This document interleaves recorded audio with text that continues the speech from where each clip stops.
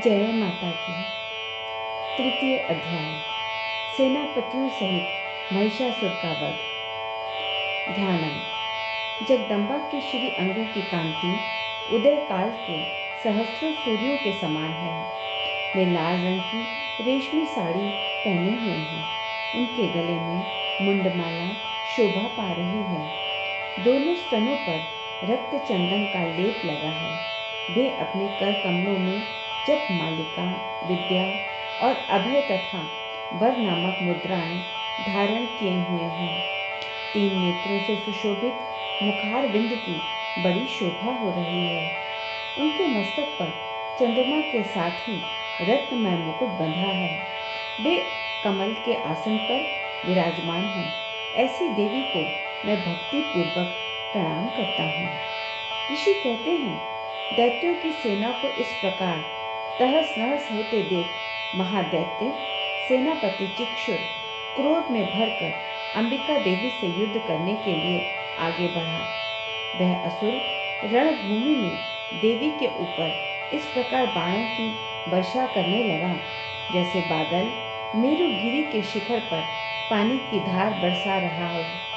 तब देवी ने अपने बाणों से उसके बाण समूह को अनायास ही काटकर उसके घोड़ों और सारथी को भी मार डाला। साथ ही उसके धनुष तथा अत्यंत ऊंची ध्वजा को भी तत्काल काट गिराया। धनुष कट जाने पर उसके अंगों को अपने बाणों से बींध डाला। धनुष, रथ, घोड़े और सारथी के नष्ट हो जाने पर वह असुर ढाल और तलवार लेकर देवी की ओर दौड़ा। उसने तीखी धार वाली तलवार से सिंह के मस्तक पर चोट करके देवी की भी बाएं भुजा में बड़े वेग से प्रहार किया। राजन, देवी की बाह में पहुंचते ही वह तलवार टूट गई। फिर तो क्रोध से लाल आंखें कर उस राक्षस ने शूल हाथ में लिया और उसे उस महादैत्य ने भगवती भद्रकाली के ऊपर चढ़ाया। वह शूल आकाश से गिरते हुए सूर्यमंडल की भांति अपने तेज से प्रज्वलित हो उठा। उस शूल को अपनी ओर आते देख देवी ने भी शूल का प्रहार किया।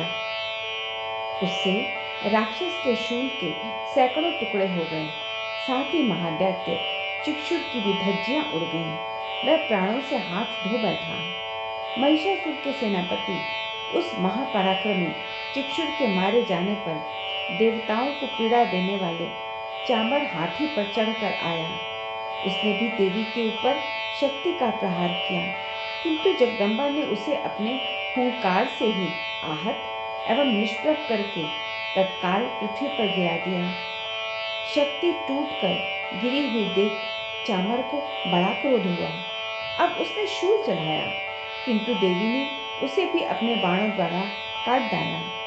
इतने में ही देवी का सिंह उछलकर हाथी के मस्तक पर चढ़ बैठा और उस दैत्य के साथ खूब जोर लगाकर बाहु युद्ध करने लगा। वे दोनों लड़ते लड़ते हाथी से पृथ्वी पर आ गए। अत्यंत क्रोध में भरकर एक दूसरे पर बड़े भयंकर प्रहार करते हुए लड़ने लगे। तदंतर सिंह बड़े वेग से आकाश की ओर उछला और उधर से गिरते समय उसने पंजों की मार से चामर का सिर धड़ से अलग कर दिया।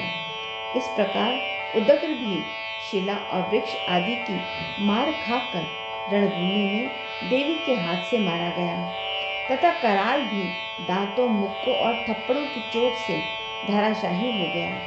क्रोध में भरी हुई देवी ने गदा की चोट से उद्धव का कचूमर निकाल डाला। भिंदीपाल से बाष्पकल को और बाणों से ताम्र और अंधक को मौत के घाट उतार दिया। 3 नेत्रों वाली परमेश्वरी ने त्रिशूल से उग्रास्य, उग्रवीर्य तथा महाहनु नामक दैत्यों को मार डाला। तलवार की चोट से बिडाल के मस्तक को धड़ से काट गिराया। दुर्धर और दुर्मुख इन दोनों को भी अपने बाणों से यमलोक भेज दिया। इस प्रकार अपनी सेना का संहार होता देख महिषासुर ने भैंसे का रूप धारण करके देवी के गणों को त्रास देना आरंभ किया। किन्हीं को थूथन से मारकर, किन्हीं के ऊपर खुरों का प्रहार कर किन्हीं किन्हीं को पूंछ से चोट पहुंचाकर कुछ को सींगों से विदीर्ण करके, कुछ गणों को वेग से, किन्हीं को सिंहनाद से, कुछ को चक्कर देकर और कितनों को निश्वास वायु के झोंके से धाराशाही कर दिया। इस प्रकार गणों की सेना को गिराकर वह असुर महादेवी के सिंह को मारने के लिए झपटा। इससे जगदम्बा को बड़ा ही क्रोध हुआ। उधर महापराक्रमी महिषासुर भी क्रोध में भरकर धरती को खुरों से खोदने लगा तथा अपने सींगों से ऊंचे ऊंचे पर्वतों को उठाकर फेंकने और गरजने लगा। उसके वेग से चक्कर देने के कारण पृथ्वी शुद्ध होकर फटने लगी। उसकी पूंछ से टकराकर समुद्र सब ओर से धरती को डुबोने लगा।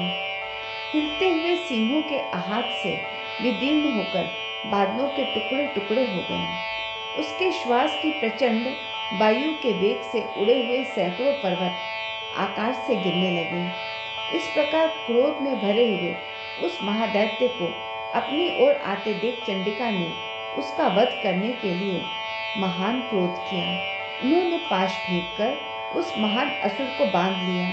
उस महासंग्राम में बंध जाने पर उसने भैंसे का रूप त्याग दिया और तत्काल सिंह के रूप में वह प्रकट हो गया। उस अवस्था में जगदम्बा ज्यों ही उसका मस्तक काटने के लिए उद्यत हुई, त्यों ही वह खड्गधारी पुरुष के रूप में दिखाई देने लगा।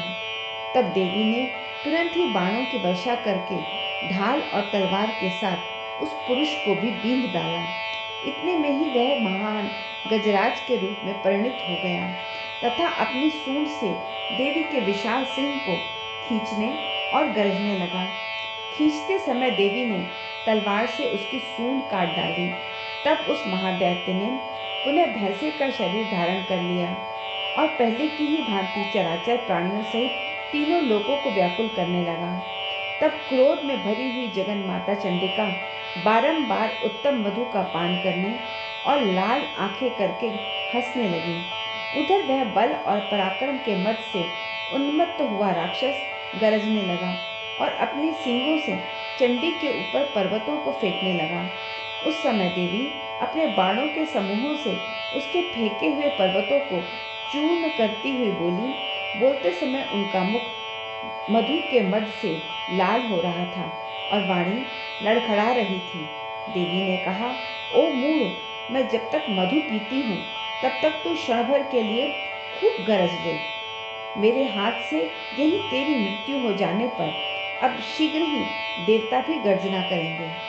ऋषि कहती हैं, यूं कहकर देवी उछली और महादैत्य के ऊपर चढ़ गईं। फिर अपने पैर से उसे दबाकर उन्होंने शूल से उसके कंठ में आहत किया।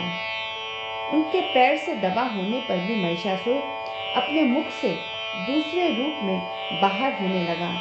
अभी आधे शरीर से ही वह बाहर निकलने पाया था कि देवी ने अपने प्रभाव से उसे रोक दिया। आधा निकला होने पर भी वह महादैत्य देवी से युद्ध करने लगा। तब देवी ने बहुत बड़ी तलवार से उसका मस्तक काट गिराया। फिर तो हाहाकार करती हुई दैत्यों की सारी सेना भाग गई तथा संपूर्ण देवता अत्यंत प्रसन्न हो गए।